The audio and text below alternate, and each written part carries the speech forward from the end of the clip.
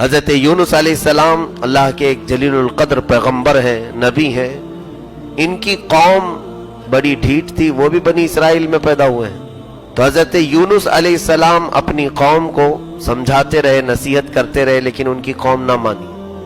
یہاں تک کہ حضرت یونس علیہ السلام نے کہا کہ اگر تم اللہ کی فرما برداری نہیں کرتے اور میری بات نہیں مانتے تو عنقریب عذاب آ جائے گا، اللہ کا عذاب آئے گا.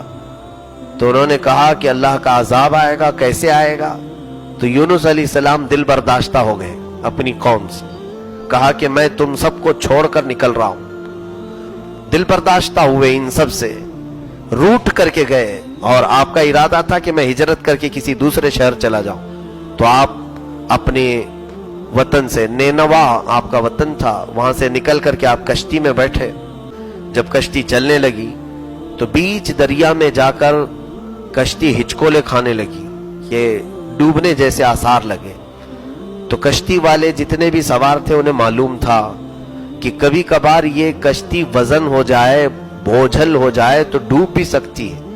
تو اس میں کئی لوگ بیٹھے ہوئے تھے، تو سبوں نے اتفاق کیا ایسا ہے کہ ایک کسی شخص کو اس کشتی سے اترنا پڑے گا.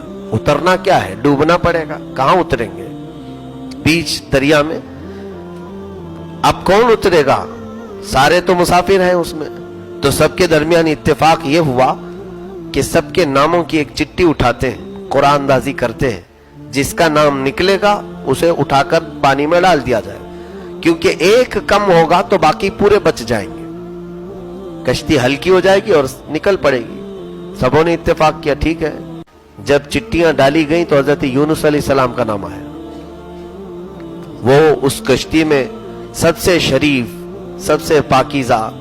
تو لوگوں نے یہ کہا کہ یہ بہت ہی اچھا نوجوان ہے، اس کے چہرے سے ایسا نہیں لگتا کہ ہم اسے ڈال دیا جائے.